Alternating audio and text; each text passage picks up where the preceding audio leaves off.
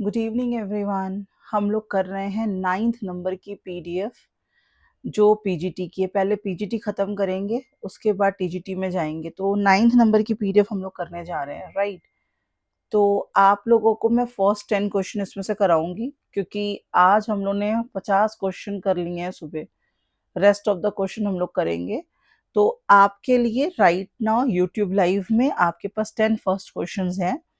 तो this is the way of teaching and this is the way of learning what we are doing. तो पहला question है यहाँ पे, किसी अल्पाधिकार तंत्र में गैर कीमत प्रतियोगिता का चरम उदाहरण है the extreme case of non price competition. तो यहाँ पे नॉन प्राइस कंपटीशन, गैर कीमत प्रतियोगिता की बात हो रही है। तो इसका सबसे बड़ा उदाहरण कौन है भाई? सबसे बड़ी चीज क्या है? तो कार्टेल है, फॉर्मेशन ऑफ द कार्टेल। हाँ जी, फॉर्मेशन ऑफ द कार्टेल। और इसकी डिटेल मैंने आपको क्लास में समझा चुकी हूँ, तो अब वापस नहीं समझाऊंगी, आपको समझा चुकी हूँ। पेट्रोलियम की जो चीजें हैं उसमें हम लोग ने कार्टेल बनाना है।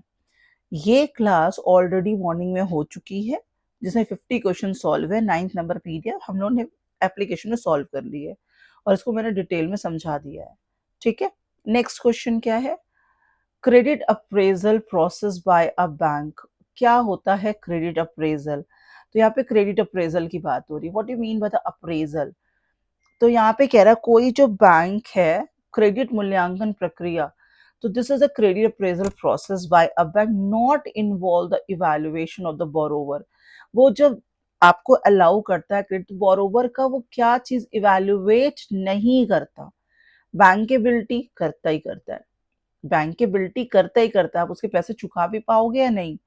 इकोनॉमिक वेबिलिटी, आप उसके बैकग्राउंड देखता है, बिल्कुल देखता है।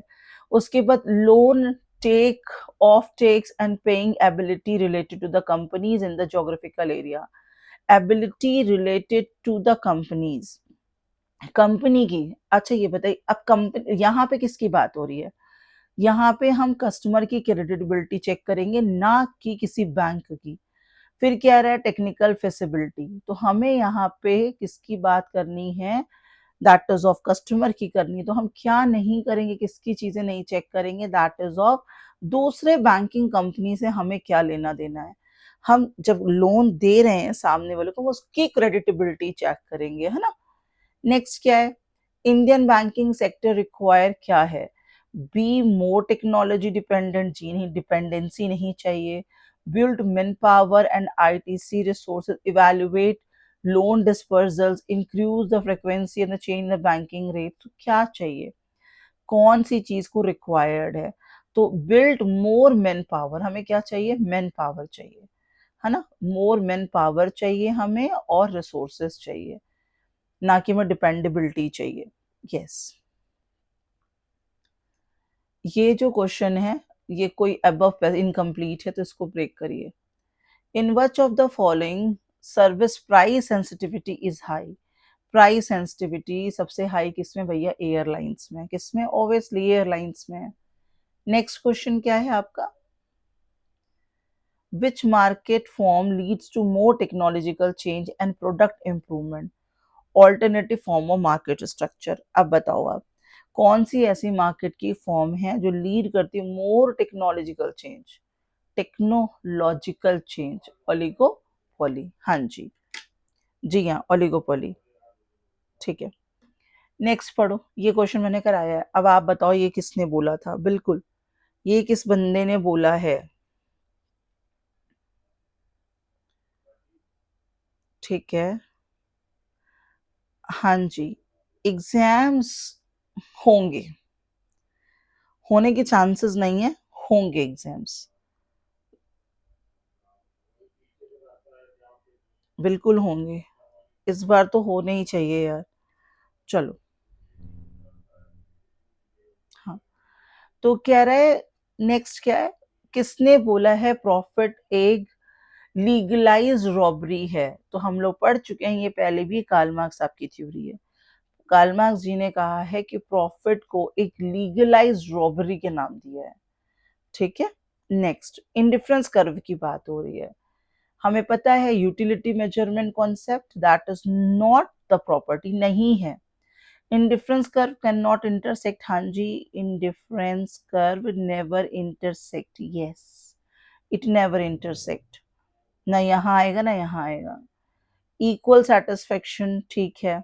Indifference curve always concave to the origin, indifference, ठीक है, क्या हो जाएगा, कॉन्वेक्स हो जाएगा, और higher the indifference curve the higher the satisfaction, जी हाँ। Marshall, according to the Marshall, the basis of consumer surplus is the law of diminishing marginal utility। ये सारी चीजें समझाई जा चुकी हैं मॉर्निंग में, तो आई डोंट फील लाइक कि फिर से समझाने की जरूरत है, और आप लोग ये भाई देख लो, ठीक है। इस क्वेश्चन में जरा मैं रोकूंगी 1 मिनट के लिए, this is very important one. कह रहा नॉट ट्रू, कौन सा ट्रू नहीं है, तो जो बिजनेस साइकिल होता है ना, उसके सारी चीजें होती हैं, एक्सपेंशन है, रिसेशन है, डिप्रेशन है, रिकवरी, ये सारे फेजेस हैं उसके, किसके, business cycle, that is why this is correct. व्यापार चक्र पूंजीवादी व्यवस्था का हिस्सा है, हाँ जी, दिस इज द हिस्सा फॉर द पूंजीवादी कैपिटलिस्ट मार्केट का हिस्सा है। According to the Keynes the trade cycle is purely monetary, हाँ ये trade cycle is purely monetary, ये सच है, लेकिन केन्स ने नहीं कहा, हॉवर्ड जी ने कहा है, ठीक है। द इनोवेशन थ्योरी किसने दी है, शैम्पेटर ने, तो एक ही क्वेश्चन में 4 क्वेश्चन निकल आए हैं, तो इनोवेशन की थ्योरी किसने दी है, शैम्पेटर साहब ने दी है, ये सच है, और ये केन्स जी ने नहीं कहा है, हॉवर्ड जी ने कहा है, ठीक है। तो ये हो गए हम लोगों के 10 क्वेश्चन, एक क्वेश्चन इधर मुझे दिख रहा तो मैं इधर कर ले रही हूँ, तो ये जो क्वेश्चन है, जो 4th नहीं कराया उसका पार्ट करा देती हूँ, कंपनसेशन 10 क्वेश्चन बोला है। तो money consists of those thing which within a society are generally acceptable, generally acceptability की बात जो करते हैं वो क्राउथर भी करते हैं, जर्नल एक्सेप्टेबिलिटी की बात क्राउथर भी करते हैं, लेकिन क्राउथर क्या कहते हैं, मनी इज एनीथिंग, इनका जो मैंने कीवर्ड तैयार कराया था आपको वो क्या है, मनी इज एनीथिंग, कुछ भी है money which is generally acceptable, तो ये किसकी डेफिनेशन है, एली साहब की डेफिनेशन, किसकी डेफिनेशन है, एली साहब की। तो 10 क्वेश्चन आपको करा दिए मैंने, रेस्ट ऑफ द क्वेश्चन भाई देखिए मैं बोल दूं किस में है, आपकी ऐप में है, जिसको भी देखना है देन गो देयर, और ये 10 क्वेश्चन है जो बेसिक्स कराने थे, ठीक है। मिलते हैं कल 9 फाइन, बाय बाय।